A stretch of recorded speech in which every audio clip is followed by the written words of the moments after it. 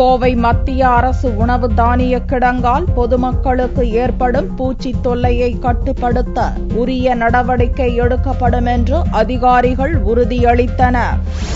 கோவை மாவட்டம் பீளமேடு பகுதியில் மத்திய அரசுக்கு சொந்தமான தானிய கிடங்கு செயல்பட்டு வருகிறது. இந்த கிடங்கில் 1,00,000 டன் அரிசி உள்ளிட்ட தானியங்கள் பாதுகாக்கப்பட்டு வருகின்றன. போதிய பராமரிப்பு இல்லாத நிலையில் தற்போது மழைக்காலம் என்பதால் இந்த கிடங்கில் பூச்சிகள் அதிக அளவு உற்பத்தியாகியுள்ளன. இந்த பூச்சிகள் கிடங்கை சுற்றியுள்ள குடியிருப்பு வீடுகளுக்குள் புகுந்து அப்பகுதி மக்களை தொல்லைப்படுத்தி வருகிறது. மாலை நேரங்களில் குடியிருப்பு பகுதிகளில் பறக்கும் பூச்சிகளால் குழந்தைகள் அதிக அளவு பாதிக்கப்படுவதாக அப்பகுதி மக்கள் புகார் தெரிவித்தனர்.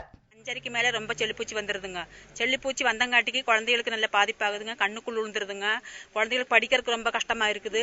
விடியால எந்திரிச்சு தூங்கி ராத்திரி ஃபுல்லா தூக்கம் கிடையாதுங்க. இதனால கடிச்சா பச்சை மிளகாய் தேய்ச்சி கண்ணுல எப்படி எரியுதோ அந்த மாதிரி எரிஞ்சிட்டு இருக்குதுங்க.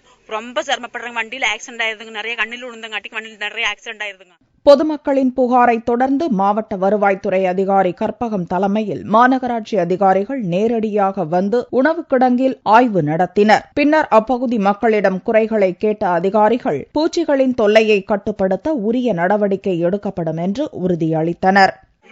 ஈவினிங் ஹவர்ஸ்ல நிறைய வருதுன்னு சொன்னாங்க.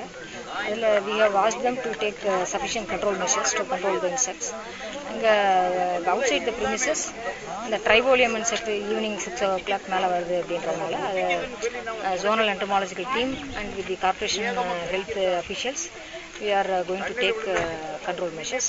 பீளமேட்டில் இப்போ உணவு தானியங்கள் 87,000 டன் இருக்கிறதுலையுமே அவங்கள இப்போ ஃபுல்லாகவே க்ளீன் பண்ண சொல்லியிருக்கிறோம். அந்த பூச்சிகளை கட்டுப்படுத்துவதற்கான நடவடிக்கையெல்லாம் எடுக்க சொல்லியிருக்கிறோம். நம்ம நுகர்பொருள் வாணிப கழகத்துக்கு பொருள் எடுக்கிறதுக்கு முன்னாடி அதையெல்லாம் ஆய்வு செஞ்சு அந்த பூச்சிகள் எல்லாம் கட்டுப்படுத்தி நல்ல தரமான பொருளை நம்ம கடைக்கு அனுப்புவதற்கு எல்லா நடவடிக்கை எடுக்கப்பட்டிருக்கிறது. பூச்சிகளின் தொல்லை தொடர்ந்து நீடிக்குமானால் போராட்டம் நடத்த உள்ளதாக பீளமேடு பகுதி மக்கள் தெரிவித்துள்ளனர்.